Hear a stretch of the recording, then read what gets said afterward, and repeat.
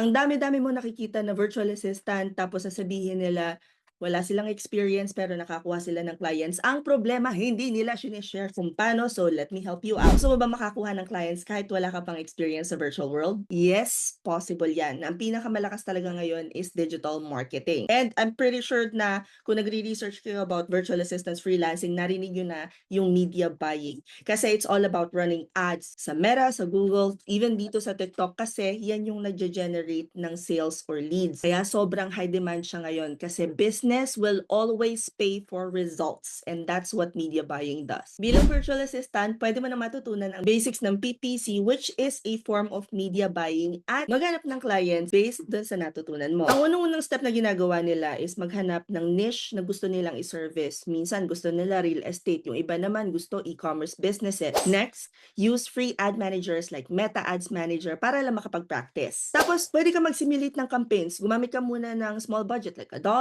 para lang makita mo kung paano mag-work yung ads. Syempre, very important, i-document mo yung results mo. Ipakita mo sa future clients mo as proof na kaya mo na. Now, pwede ka mag-start na ngayon kahit beginner ka pa lang. Once na marunong ka na sa PPC, clients will start paying you for your skills. Now, if you feel that you need more guidance, hindi mo alam kung paano bang mag-run ng ads, paano ba yung placement, ano ba yung mga kailangan gawin, and feeling mo kulang na yung mga tutorial na nakikita mo online, huwag kang mag-alala. Kung kagaya kayo ni Ruth na interested na mag-join do sa aming PPC Media Buying class, we actually have one na may kasamang internship kung saan pwede mong practicein at i-apply kung ano yung matututunan mo during the live class. 999 pesos lang yan and 16 plus hours na multimodal na ang mga classes namin. From beginner to advanced, pwedeng-pwede mo nang pag-practicean, depende syempre sa progress mo. If you guys wanna join, click the link in my bio or mag-comment lang kayo dyan ng PPC and we'll send you over the link. Hope this helps. Comment any questions you guys have about working from home and follow for more work from home chismis. Bye!